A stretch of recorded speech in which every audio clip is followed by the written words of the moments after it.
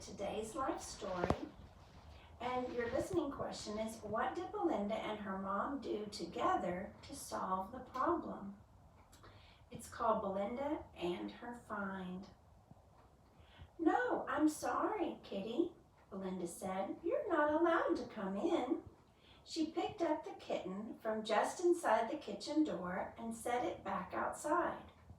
"I'll be back out after supper," Belinda told the kitten.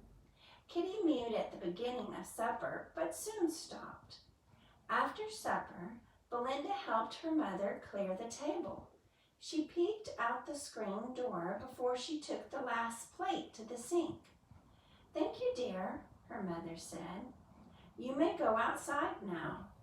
Belinda smiled and hugged her mother. "Your new kitten is probably ready to play again," her mother said. Belinda ran out the door. "Kitty," she called. "I'm back now. Here, kitty, kitty." Belinda looked on the porch, but the kitten's box was empty. "Here, kitty." Belinda got down on her hands and knees and looked under the wooden porch. Belinda could not see anything except a cricket. "Let's see," she said to herself. "The garage, the shed, the bushes." She couldn't have gone far. Belinda checked in all those places. Still, there was no kitten in sight. "Kitty," she shouted. Belinda sat down under the old apple tree. "Where are you?" she whispered. Belinda's mother came outside and sat down beside her. The next door neighbor's dog barked, and Belinda burst into tears. "Oh, Mommy, what if the dog got Kitty?" Mother cradled Belinda in her arms and let her cry. "I think Kitty's too smart for that," Mother said after a while. "Have you asked God where Kitten is?" Belinda sniffed and wiped her eyes. "No," she said quietly. "God can see where Kitty is right now," her mother said. "He knows everything. Remember how he cares for even the birds?" Belinda nodded. "And he cares even more for us," she said. "Wouldn't you think that God cares where your kitten is?" her mother asked. Belinda nodded. "Let's ask him to show us where Kitty is."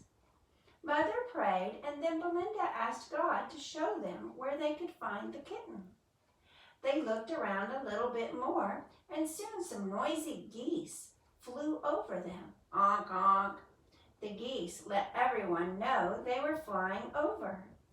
Belinda and her mother looked up through the apple tree to watch the geese. "Kitty," Belinda shouted. "Mommy, look, it's Kitty in the tree." Mother smiled and hugged her.